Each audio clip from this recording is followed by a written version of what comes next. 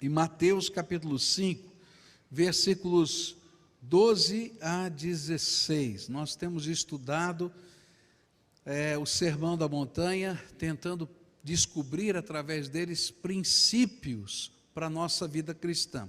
E o primeiro princípio a gente já estudou, não é? E ele fala sobre aquilo que nós somos. Nós somos abençoados, o quê? Abençoados, abençoadores. Então, diz para quem está perto: você é abençoado. Mas é chamado para ser um abençoador.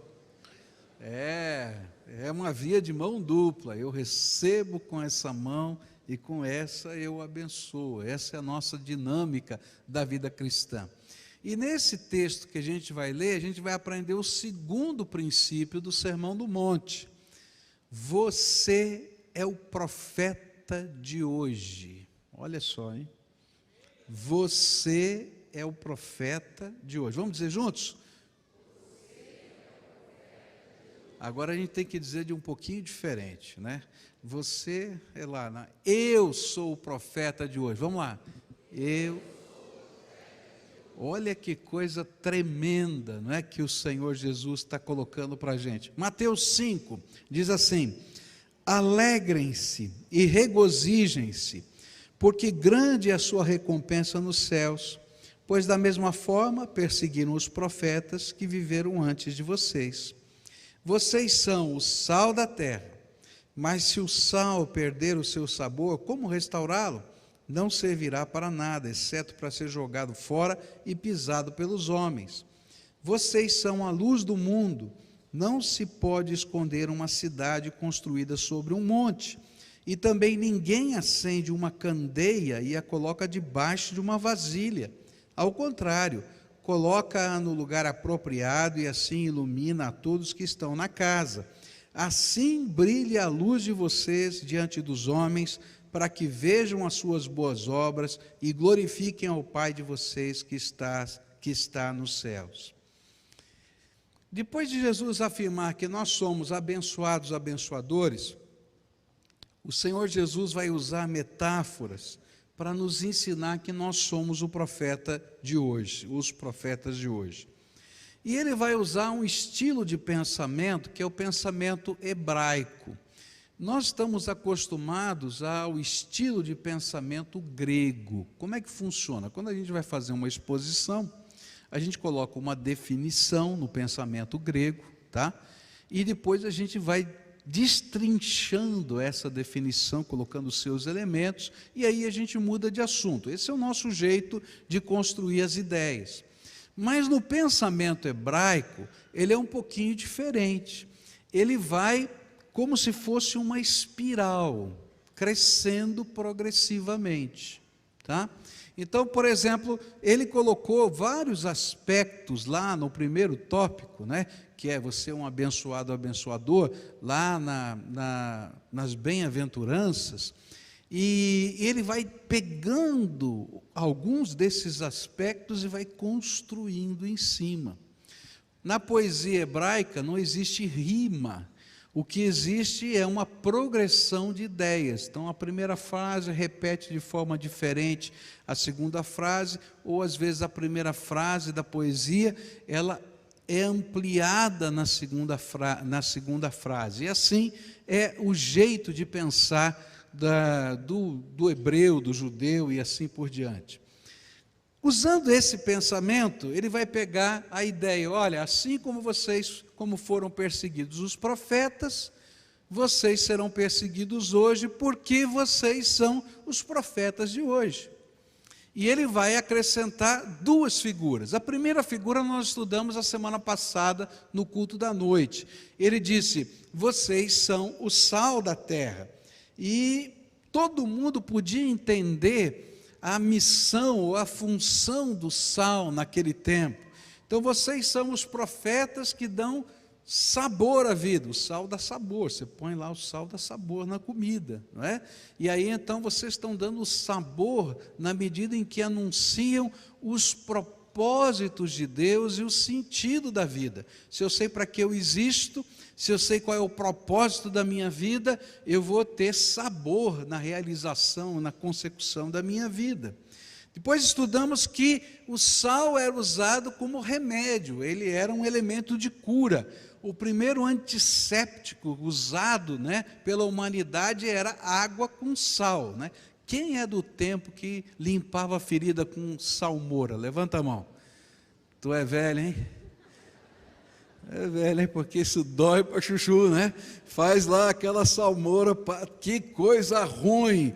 Graças a Deus que tem uns outros remedinhos agora, porque esse negócio de água com sal arde demais. Mas naquele tempo só tinha isso, era o único jeito de limpar uma ferida, era fazer com água e sal. Outra coisa que a gente vai aprender é que o sal, nós como profetas de Deus, levamos a cura à medida em que anunciamos a salvação, a restauração, a resposta de Deus. Por isso nós somos o sal da terra. Mas o sal também tinha uma outra capacidade, a de preservar os alimentos, não é?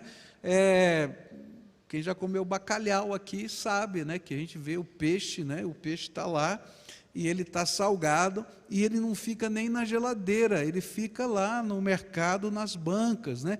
Por quê? Porque o sal preserva os alimentos. E da mesma maneira, nós como profetas de Deus hoje, a nossa mensagem, os valores preservam a sociedade. Quando os valores de Deus saem de uma sociedade, essa sociedade fica tão violenta, tão corrompida, que ela vai desmoronando, ela não se suporta. E aí então Jesus está dizendo, vocês são os profetas que como sal preservam a sociedade. E a última coisa que estudamos a semana passada é que o sal tem uma capacidade incrível de permear. Então você põe lá o sal na comida, não é? E você não vê mais o sal. O sal desapareceu na comida. Agora, quando você experimenta a comida, está lá o sal, você sabe que ele está lá. E da mesma maneira, Deus nos fez esses profetas que estão em todos os setores da sociedade, em todos os lugares, permeamos tudo, e ainda que não apareça o nosso nome em nenhum lugar, o sabor da graça de Deus nos acompanha onde nós estamos. Louvado seja o nome do Senhor por isso, não é? Mas a segunda figura que eu quero trabalhar hoje, é quando Jesus vai dizer que nós somos a luz do mundo. Versículos 14 a 16 diz assim, vocês são a luz do mundo, não se pode esconder uma cidade construída sobre um monte, e também ninguém acende uma candeia e coloca debaixo de uma vasilha, ao contrário, coloca no lugar apropriado e assim ilumina todos que estão na casa. Assim brilhe a luz de vocês diante dos homens, para que vejam as suas boas obras e glorifiquem ao Pai de vocês que está nos céus. A segunda metáfora que ilustra a missão profética é que nós somos luz nesse mundo. Jesus queria que entendêssemos que como servos do Altíssimo, Ele nos deu a capacidade de refletir a glória dEle, para que as pessoas pudessem conhecer o Senhor através de nós. Há uma cena muito bonita do Velho Testamento que identifica isso, que dá uma visualização dessa realidade. Quando Moisés subiu lá na montanha, não é, para receber do Senhor a lei, e ele teve aquele encontro e desceu com as tábuas na mão, a Bíblia diz que a glória de Deus era refletida, brilhava no rosto de Moisés. A tal ponto das pessoas olharem para o rosto de Moisés, que resplandecia a glória de Deus, e dizer assim, nós não suportamos enxergar a glória de Deus no seu rosto. Põe um véu, por favor, porque dá medo até da gente olhar esse rosto resplandecente. Deve ser uma coisa esquisita, né? A gente olhar assim, ver brilhar o rosto, ver aquilo acontecendo. Bom, eu e você não estamos brilhando aqui, não é? Não chegamos nesse ponto de poder refletir a glória de Deus. Mas Deus está dizendo, Jesus está ensinando, que a glória dele está sendo refletida nessa terra através da sua vida. Que as pessoas vão poder perceber algo a respeito de Jesus olhando para você e serão de alguma maneira impactados por causa da glória do Senhor Jesus. Alguns pesquisadores hoje, na área de missões, evangelismo e psicologia da religião, afirmam que antes de uma pessoa se converter a Jesus, ele se converte ao pregador. O que quer dizer isso? É que, primeiro, ele vai aceitar você como uma pessoa que está falando alguma coisa que tem significado, antes de aceitar a mensagem do Evangelho. Isso é uma coisa interessante, né? Se você começa a evangelizar alguém, e quanto mais essa pessoa conhece você, quanto mais essa pessoa admira você, quanto mais essa pessoa olha para aspectos da sua vida com carinho, com atenção, tanto mais influência você tem na vida dessa pessoa para semear a palavra de Deus. É muito interessante isso. Por isso, você é a luz do mundo. Você está brilhando, você não tem luz própria, tá? Você reflete a glória de Deus por onde você passa. Jesus é a luz perfeita, mas Ele brilha através das nossas vidas. Isso tem tudo a ver com esse ensino do Senhor Jesus, vocês são a luz do mundo. Se as pessoas podem ver a luz de Jesus em nós, então será muito mais fácil elas se converterem a Jesus. Mas se a mensagem for correta, mas essa luz não pode ser percebida na prática da vida do pregador, se de fato não há luz nessa pessoa, então será mais difícil crer na mensagem do Evangelho. O que a Bíblia está dizendo é, se você é coerente com essa mensagem, a tua vida inspira outras pessoas, é mais fácil essas pessoas se converterem. Elas vão estar olhando para você e vão dizer assim, mas que família bonita essa pessoa tem. Eu gostaria de ter uma família assim. Olha, essa pessoa é uma pessoa séria, uma pessoa de palavra. Puxa vida, que coisa impressionante, num mundo assim de tanta flexibilidade, de tanta podridão, tem gente séria ainda. Isso inspira. E nessa inspiração, a palavra de Deus pode ser usada para abençoar outras vidas. Você é o profeta de hoje. Você é a luz do mundo. Por isso, o Senhor vai pegar essa metáfora e vai fazer agora duas advertências.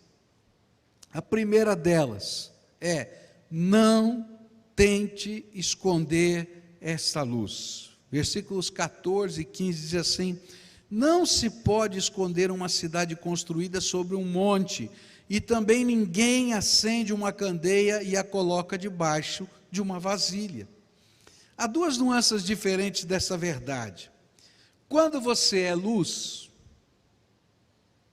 quando você revela a glória de Deus, então será impossível ser um agente secreto da fé, pois todos vão perceber o brilho de Jesus nas suas palavras, nas suas ações e nos seus sentimentos. Não tem jeito. Eu estava lendo outro dia um livro sobre liderança, e a pessoa não se identificava, era um livro secular sobre liderança, mas à medida que eu ia lendo, eu dizia, esse cara é crente. Olha, isso aqui veio da Bíblia, estava escrito com outras palavras, não, esse pensamento é de Jesus. Aí quando eu cheguei no final, tinha um testemunho dele, e eu disse, não falei? Olha aqui, tá, porque quem é luz não consegue esconder. Tinha um outro livro que eu li que era a respeito de um médico, e ele foi colocando uma série de coisas, chegou no final a mesma coisa, tinha certeza, ó, não podia ser. Ele lá no último capítulo dá o testemunho dele, da sua conversão. O que a gente vai ver é que se você é luz, não dá para esconder. Os seus valores, o seu jeito de ser, a sua maneira de falar, vão refletir a glória do Senhor Jesus. E se você tentar esconder, é um absurdo, e mais do que um absurdo, tá? Eu acho até que é um desaforo aquele que está brilhando a sua luz na sua vida, que é o Senhor Jesus. Tentar esconder é uma tolice e é um desaforo, uma verdadeira ingratidão, porque a luz é de Jesus que está brilhando sobre você. Por isso, o Senhor vai afirmar: brilhe a sua luz. Não tenha medo, nem vergonha de ser quem você é. Você é ministro de Deus, profeta do Altíssimo, testemunha de Jesus nessa terra, e isso é um grande privilégio. Agora, tem uma coisa interessante quando a gente pensa nisso. Jesus falou assim: olha, é impossível esconder uma cidade que está edificada sobre a montanha, porque o brilho da cidade vai ser visto de longe, e ele se torna um referencial. E é interessante porque você não imagina aonde a tua luz chega. Você não imagina como a sua vida está impactando a vida de outras pessoas. Você não imagina o alcance. Assim como a cidade não pode imaginar quem está usando essa luz como uma referência para se orientar e chegar lá. Eu me lembro de um congresso que eu participei há vários anos atrás, e naquele congresso chegou um casal jovem, me deu um abraço, disse: que feliz eu estou de conhecer o senhor. Eu falei: por quê? Hoje nós somos missionários. Eu quero dizer que foi uma mensagem que o senhor pregou, que eu ouvi numa fita cassete, que chegou lá no Pará, eu não sei nem como é que chegou, não é? Que nos fez entender que nós tínhamos um chamado e hoje nós estamos no campo missionário. Você não sabe aonde a luz vai chegar. Tem gente que está olhando para você, está prestando atenção na tua vida, e é precioso demais isso. Agora, tem gente que está muito perto de você, e está prestando atenção na sua vida. Tem uma cartinha que vários anos atrás eu li, de uma mãe que escreveu para os seus filhos quando ficassem adultos. E nessa cartinha, ela fala dos olhos da criança, que aqueles olhos ficavam acompanhando a mãe, ficavam vendo os detalhes, que foram através da imitação dos seus gestos que eles começaram a andar, que foi da imitação do jeito como ela movia a boca que eles aprenderam a falar, e que era uma grande responsabilidade. Você não imagina quão forte é a tua influência na vida de pessoas significativas. Então, por isso Jesus vai dizer: você é o profeta, você é a luz, brilha a tua luz, porque não dá para esconder a luz que Jesus colocou no teu coração. Então faz isso com responsabilidade, faz isso com certeza, faz isso em todo lugar que você estiver, faz isso no trabalho, faz isso na escola, faz isso na vizinhança, faz isso dentro da sua casa. Por quê? Porque a tua luz está brilhando. Se você tem uma experiência com Jesus, não dá para esconder, e pessoas estão olhando para você, tentando descobrir como brilhar a luz de Jesus. Mas o Senhor também vai colocar um outro nuance dessa mesma advertência.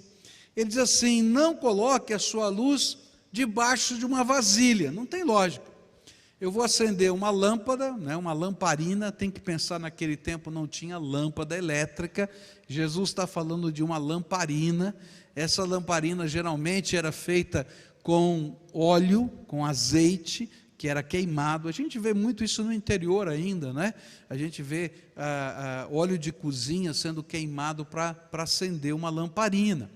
E aí ele está dizendo, ó, ninguém vai pegar uma lamparina e vai cobrir numa vasilha, tá? Por quê? Primeira coisa, se eu cobrir hermeticamente, para não sair nem um pingozinho de luz, nada de luz, porque no escuro, se você cobre e deixou uma frestinha, aparece a luz, né? Mas se eu não quero que apareça nada, eu cubro hermeticamente, o que vai acontecer com a lamparina? Apaga, porque ela vai consumir todo o oxigênio e vai apagar. E uma coisa que a gente vai aprender é que essa luz que Deus colocou em nós, ela precisa de um oxigênio. A luz vem de Deus, é graça de Deus. É a minha comunhão com Ele que faz com que a luz brilhe. Mas essa luz, para continuar brilhando, precisa de oxigênio. E esse oxigênio é a necessidade das pessoas. É interessante que Deus não derrama poder, graça, autoridade, se eu não estou disposto a dividir esse poder, essa graça, essa autoridade com outras pessoas. Se você não quer dividir nada com ninguém, a tua luz vai apagar.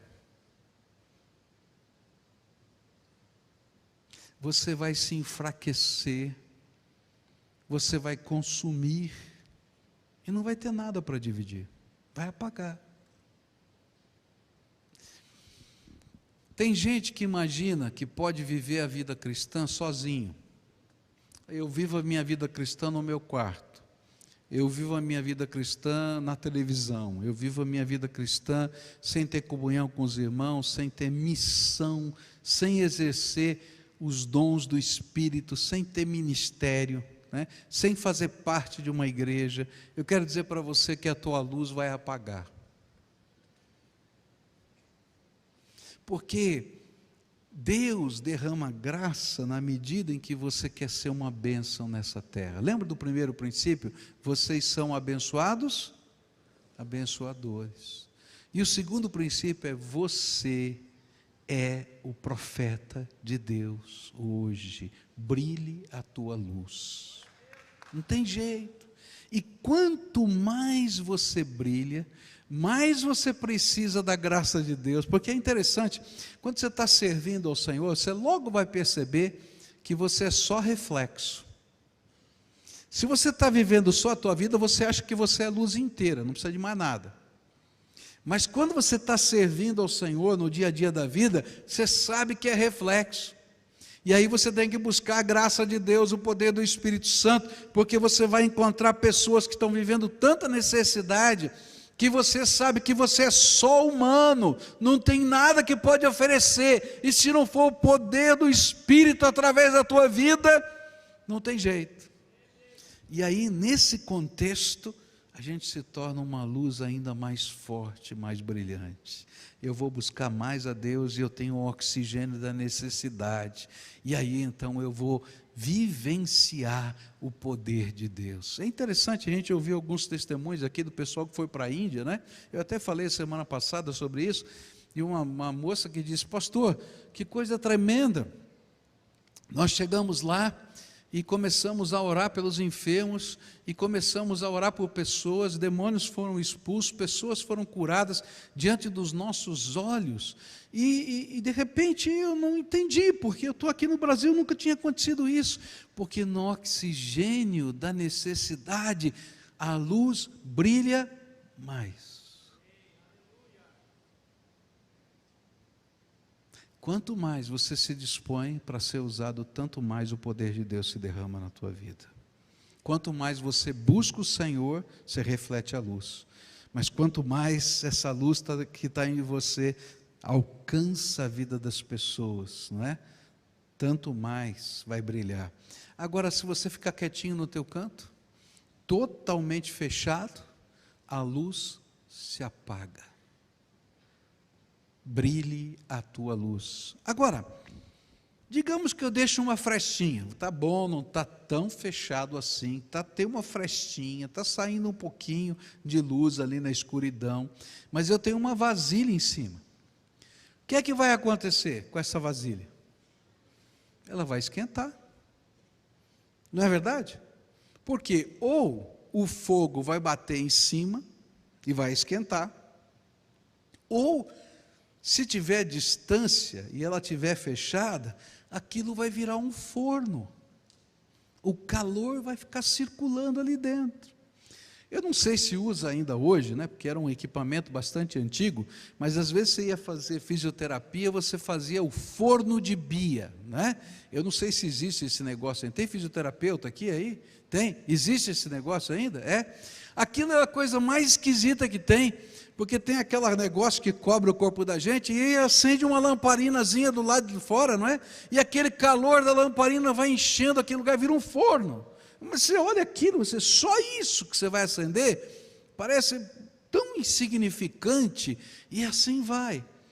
O que a Bíblia está dizendo para a gente é que quando a gente tampa, não é? Mesmo que tenha uma frestinha para não apagar, a gente queima por dentro. Olha só o que a palavra de Deus vai falar no livro de Jeremias, capítulo 20, diz assim: mas se eu digo, não mencionarei, nem mais falarei o seu nome, é como se um fogo ardesse em meu coração, um fogo dentro de mim, estou exausto, tentando contê-lo, e já não posso mais. Jeremias está dando o testemunho dele. Chegou um determinado momento da vida dele e falou assim: não quero mais ser profeta, esse negócio de ser profeta é complicado demais, é difícil demais, o povo não escuta a voz da gente, a gente tem tanta dificuldade disso, daquilo. Deus chega, eu não vou ser mais profeta. Aí foi passando o tempo, ele vai dizer assim: não aguento mais não ser profeta, está ardendo aqui dentro de mim, está pegando fogo, eu tenho que ser profeta. E querido, se você é luz, e não apagou a luz, e você está tentando não fazer a vontade de Deus para a tua vida, você vai arder por dentro. E olha, algumas vezes Deus vai chacoalhar a tua vida. Você lembra da história do profeta Jonas? Jonas disse exatamente isso: eu não quero ser profeta. E aí o Senhor tem que jogar ele no mar, tem que ser engolido por um peixe, tem que sentir que fora da visão de Deus a gente não é nada. E aí ele decide lá no ventre do peixe: Senhor, eu vou cumprir a tua vontade. Tem muita gente hoje que está queimando, que está sofrendo, que está no meio da tempestade, porque não entendeu que Deus o fez profeta hoje, e que Deus tem um propósito para a sua vida, tem uma missão para a sua vida, tem um alvo para a sua vida, e que se você estiver fora desse propósito, fora desse alvo, fora dessa missão, você não está bem. Mas quando a gente assume o propósito de Deus e o alvo de Deus, coisas tremendas de Deus acontecem. Alguns anos atrás eu tive o privilégio de conhecer um local, já falei disso para vocês, que me impressionou demais, chamado Cave Church, no Egito, na cidade do lixo do Cairo, um bairro chamado Cidade do Lixo do Cairo, e conheci o líder desse local de fé, desse local de pregação do Evangelho, que é Simeão, o nome dele. E ele contou a história dele, uma coisa tremenda. Ele foi designado pela sua igreja para ser o pastor daquela comunidade. E ele então pega um ônibus na cidade do Cairo e vai até a cidade do lixo. Quando o ônibus para no ponto final, lá na cidade do lixo, e ele olha aquele lugar, o lugar mais perigoso do Cairo, o lugar mais imundo do Cairo, o lugar de maior problemas sociais do Cairo. Ele olha para tudo aquilo e diz: Senhor, aqui não, eu vou embora. E aí então ele pega o mesmo ônibus e vai embora. E enquanto ele está viajando nesse ônibus, o Espírito Santo de Deus começa a trabalhar no coração dele e diz: Simeão, eu te chamei e eu tenho uma missão para você lá naquele lugar, volta para lá. E ele vai naquela luta com Deus o tempo todo, e Deus falando para você: você não vai ser Jonas, porque eu vou chacoalhar a tua vida. E ele então chega no ponto de final do ônibus, lá na cidade, ele volta e entra no mesmo ônibus outra vez e vai lá para a cidade do lixo. Quando ele chega na cidade do lixo, ele diz: tá bom, Senhor, eu vou começar a trabalhar aqui, como é que vai ser? Então ele sobe lá na montanha, uma montanha, ele sobe lá em cima, lá naquele lugar, cheio de papel, cheio de coisa, ele se ajoelha para orar. Ele diz: Senhor, eu preciso de direção, de revelação, eu não sei nem como começar aqui. E enquanto ele está orando, uma folha de papel carregada pelo vento cai na cabeça dele. É uma folha da Bíblia, toda queimada na sua volta. E aquele texto era o texto da sua chamada. E eu fui no escritório dele, num quadrinho desses que a gente põe um vidrozinho, está aquela folha da Bíblia. Ele mostrou: essa folha aqui caiu na minha cabeça, com esse texto. E aí ele me levou para mostrar aquele lugar. Gente, que coisa linda! Você vai subindo a montanha, aqui embaixo está a cidade do lixo. À medida que você vai subindo a montanha, é um lugar lindo, maravilhoso. A gente vai subindo a montanha, na montanha, esculpido na montanha, tem cenas dos evangelhos. Assim como nós temos aqui nesses vidros, eles esculpiram na montanha cenas dos evangelhos. Aquilo você vai andando assim naquela estradinha, uma coisa mais linda do que a outra. Chega naquele lugar, eu entrei lá no templo da igreja deles, cavado na rocha. Cavaram a rocha, cabe 7.000 pessoas. Eu fui na capelinha que eles têm, uma capelinha para 3.000.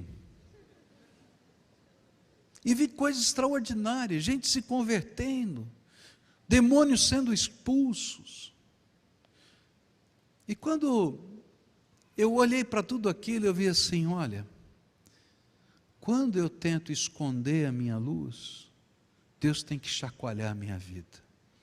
Mas quando eu aceito o desafio de Deus para brilhar a minha luz, o imponderável de Deus vai acontecer na vida da gente.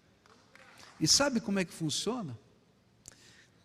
Graça é o imponderável de Deus. É o imponderável de Deus, elevado à potência da sua infinitude na vida da gente. Está entendendo? Deus é infinito, e Ele tem graça para derramar na vida de gente simples como eu e você. Por isso Jesus vai dizer: brilha a tua luz. Brilha a tua luz.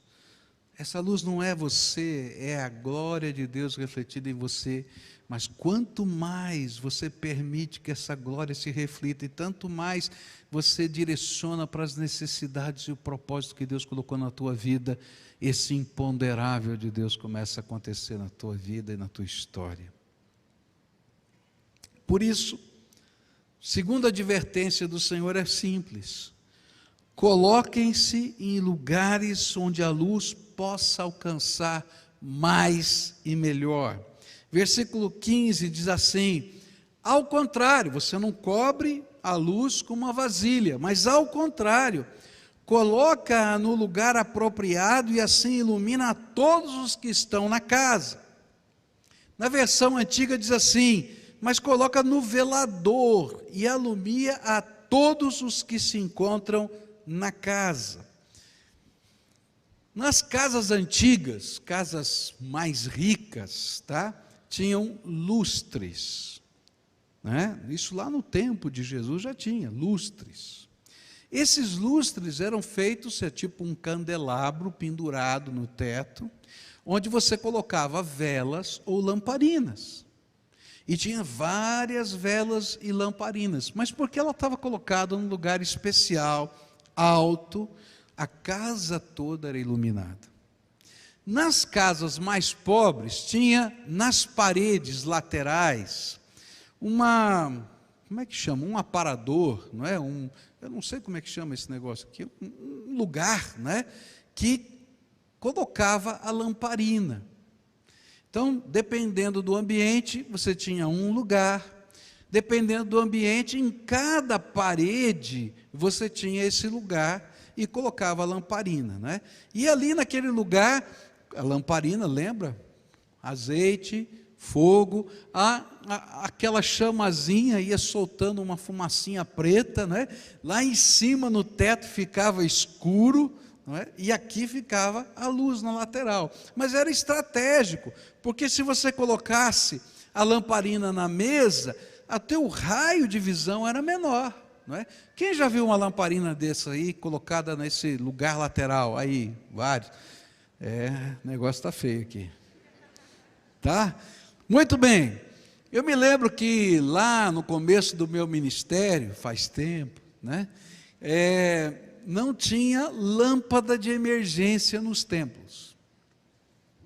Não tinha. Lá no templo da igreja que eu pastoreava, não tinha luz de emergência. Agora é tão fácil, né? Acaba a luz, acende automático, né? Mas naquele tempo você estava pregando, acabava a luz, ficava aquela escuridão toda, tinha um diácono de plantão que ficava na sala lateral do templo. Na sala lateral do templo ficava um lampião de gás. Ele acendia o lampião de gás, vinha no meio do corredor com o lampião de gás e a gente pregando, né?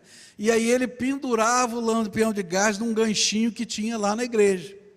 E aí, olha, só aquele lampião de gás dava conta do templo.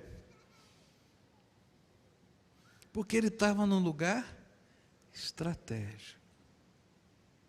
O que a Bíblia está tentando dizer para a gente é que a gente não somente não se esconde, nem para de fazer a obra de Deus, mas a gente se coloca intencionalmente em lugares estratégicos.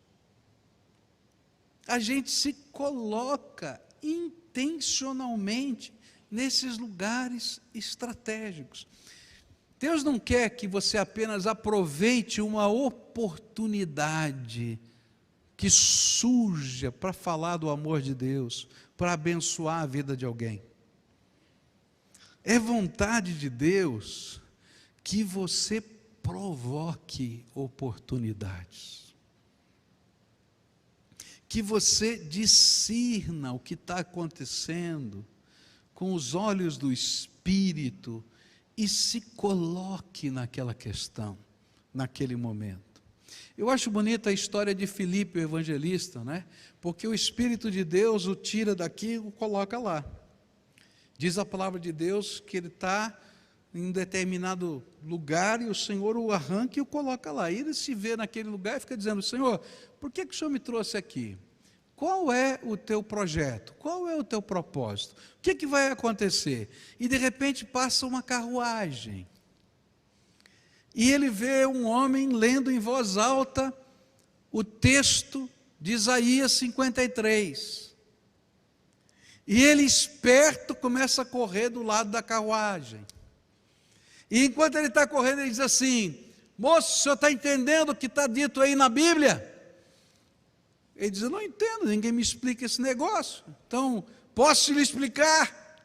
E aí ele entra na carruagem e explica, e termina a história ele batizando esse homem, né, no meio da jornada. Ele diz: aqui tem água, pode me batizar? Batiza logo, vamos resolver esse assunto.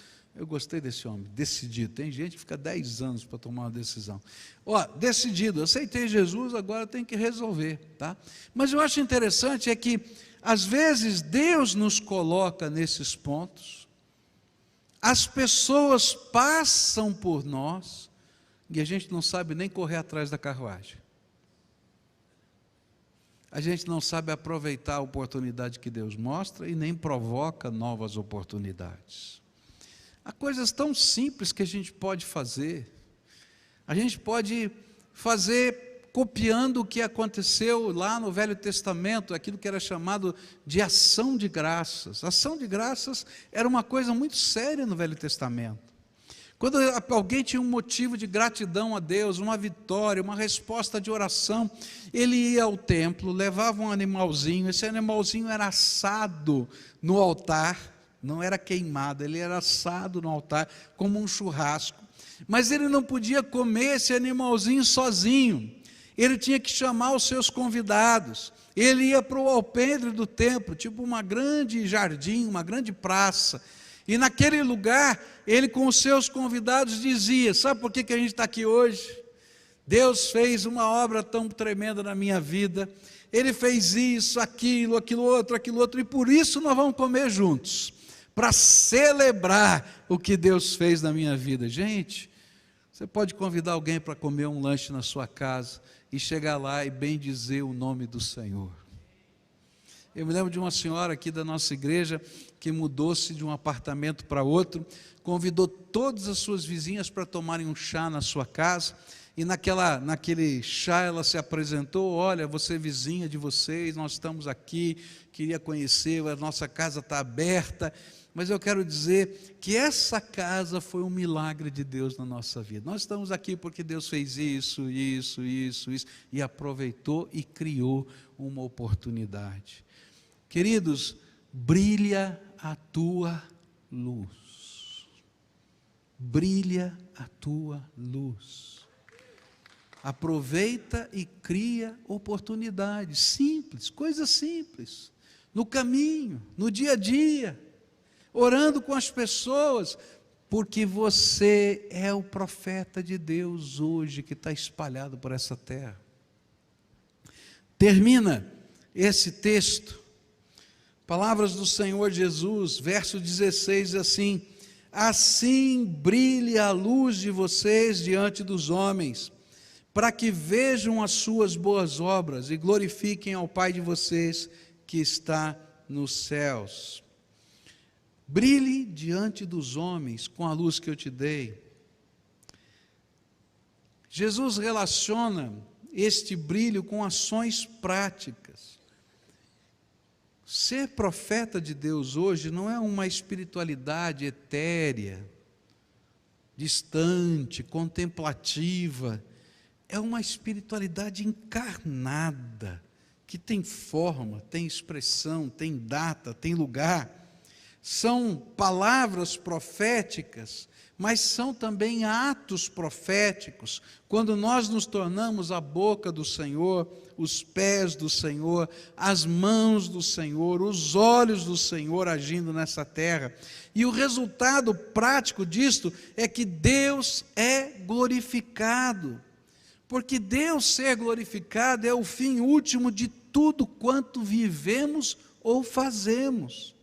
O apóstolo Paulo disse em 1 Coríntios 10, verso 31, 1 Coríntios 10, verso 31, diz assim: assim, quer vocês comam, bebam, ou façam qualquer outra coisa, façam tudo, para quê? Façam tudo para quê? Para a glória de Deus, porque você é a luz desse mundo, que reflete a glória de Deus. Você é o sal dessa terra. Você é o profeta de Deus hoje. Diz assim: eu sou o profeta de Deus hoje. Fala. Então, cumpre o teu ministério. Tem cadeira vazia perto de você? Bastante, né? Tem gente que precisaria, gente que você conhece, que precisaria estar sentado nessa cadeira? E quando eu estou falando de cadeira, entenda bem o que eu estou dizendo, tá? Eu não estou falando de adeptos para essa igreja, porque é só um símbolo. Eu quero dizer gente que se converta, e se ficar em outra igreja, louvado seja Deus, porque nós trabalhamos para o reino de Deus, tá? O ruim é quando a pessoa não tem nada aqui dentro do coração, o coração está vazio. Tem alguém aí que você acha que deveria estar sentado nessa cadeira? Então, querido, você é a luz de Deus para essa vida. É interessante quando Jesus fala sobre evangelização, ele diz assim: quando você entrar numa cidade, procura o homem de paz, e você vai ficar nessa casa. E é interessante isso, porque Deus coloca pessoas chaves, homens e mulheres de paz, em lugares estratégicos, para que através dessa vida, através dessa casa, a palavra de Deus, o Evangelho, a fé, o poder do Espírito se manifestem naquele lugar. Você é a bênção que Deus preparou para essa geração no lugar em que você está. Ela não vai vir de outro lugar. E Deus quer que você seja a luz dele no lugar em que você está. E você, às vezes, nem vai entender os processos de Deus. Eu sempre gostei de ler biografias. E durante a minha adolescência eu fiquei apaixonado pela biografia de vários líderes cristãos. Isso me tocava profundamente, como esses homens impactavam. George Whitefield, Wesley, os irmãos Wesley, era Wilberforce, que foi um grande promotor da libertação dos escravos em todo o mundo. Pessoas que impactavam a sua geração. Mas há um homem que me impactava muito, Finney. Finney foi um pregador do Evangelho, um líder do segundo grande movimento de avivamento nos Estados Unidos no século XIX. Um homem de Deus, um grande pregador, um homem sério, um homem de oração. Ele impactou a sua geração no tempo da vida dele. E há algumas histórias muito interessantes. Uma delas foi quando ele foi visitar uma fábrica. E tinha muita gente trabalhando naquela fábrica, e ele foi convidado pelo dono da fábrica para visitar e orar naquela fábrica. E quando ele chegou, muita gente da fábrica começou a fazer chacota, brincadeira com ele, a mexer com essa posição do chefe que tinha levado um pregador lá naquela fábrica, e ali ficavam falando baixinho, e aquele homem ficou quietinho, só orando a Deus, e não abriu a boca. E começaram-se a passar alguns minutos. E de repente o Espírito Santo começou a se derramar naquele lugar poderosamente. E no canto começou a chorar uma pessoa, outra, até que todo aquele povo estava chorando pelo impacto da presença de Deus. E aí Finney disse: olha, Jesus está tocando o seu coração, e vocês precisam se arrepender dos seus pecados e receber Jesus como Senhor e Salvador. E muita gente naquela fábrica, só com essa pequenina mensagem que durou segundos, se converteram e receberam Jesus. Sabe por quê? Porque a luz do Senhor tinha entrado naquele lugar. A gente não imagina como a graça de Deus entra em lugares. Eu me lembro de uma vez, uma cena muito pesada. Eu fui atender uma família que tinha perdido um ente querido, uma filha jovem. A filha ainda estava deitada ali no sofá da sala.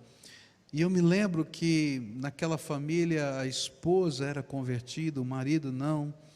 E eu cheguei ali naquele momento que eles tinham acontecido tudo, e quando eu entrei, aquele homem me deu um abraço e disse assim: pastor, que bom que o senhor veio, porque vai poder entrar um pouco de luz nessa escuridão. Eu não tinha falado nada, não tinha feito nada, nem sabia o que falar. porque a cena era trágica demais.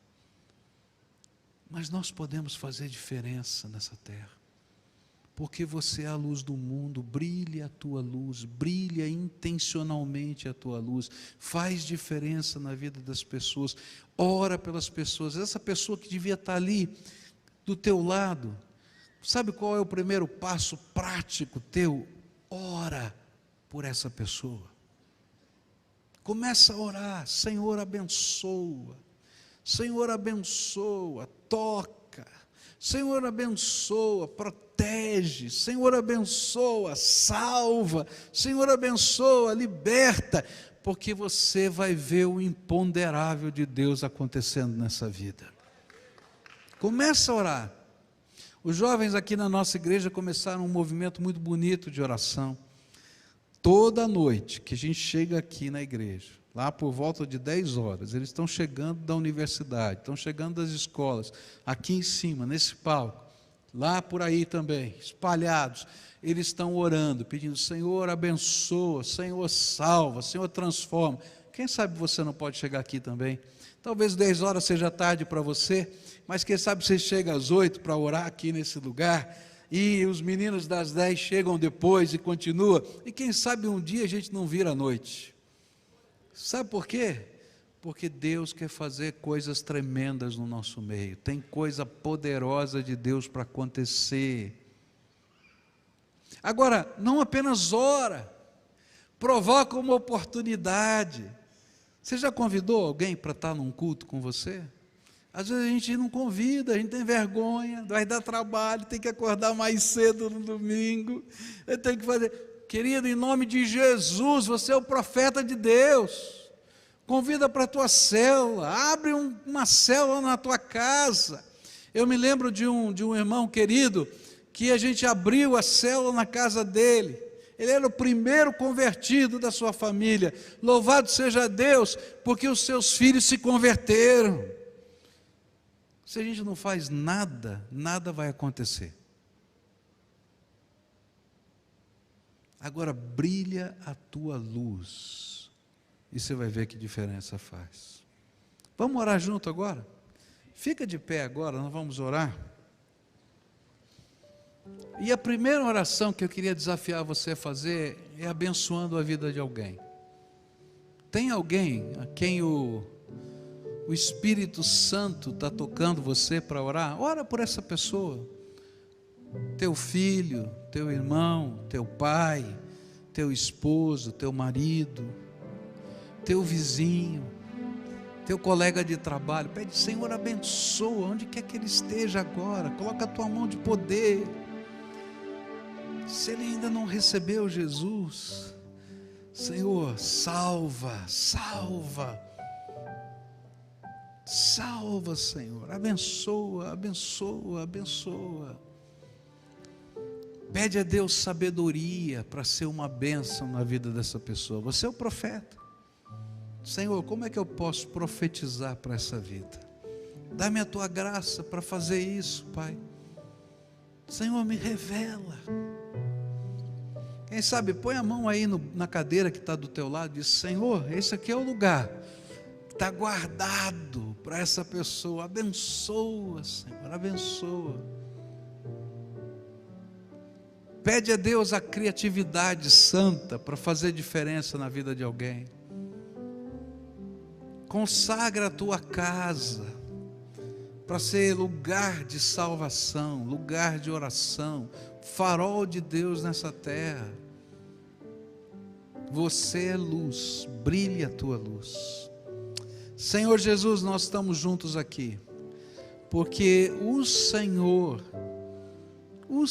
fez uma obra na nossa vida, o Senhor transformou o nosso coração, o Senhor, mais ninguém, o Senhor. E agora, Pai, Tu nos dizes que somos os Teus profetas nessa terra. Nessa hora queremos ser bênção na vida dessas pessoas que o Senhor nos move, e ao mesmo tempo que pedimos a Tua bênção sobre eles, nós queremos levar a luz do Senhor para eles. Então, dá-nos graça, dá-nos autoridade, dá-nos poder, dá-nos sabedoria. Abençoa o teu povo agora, Pai, e faz, Senhor, com que a mensagem que eles vão levar seja confirmada pelos teus sinais, prodígios e milagres, na medida em que eles estiverem iluminando pessoas com a glória de Jesus. Faz isso, Pai, é aquilo que oramos no teu nome. Amém e amém.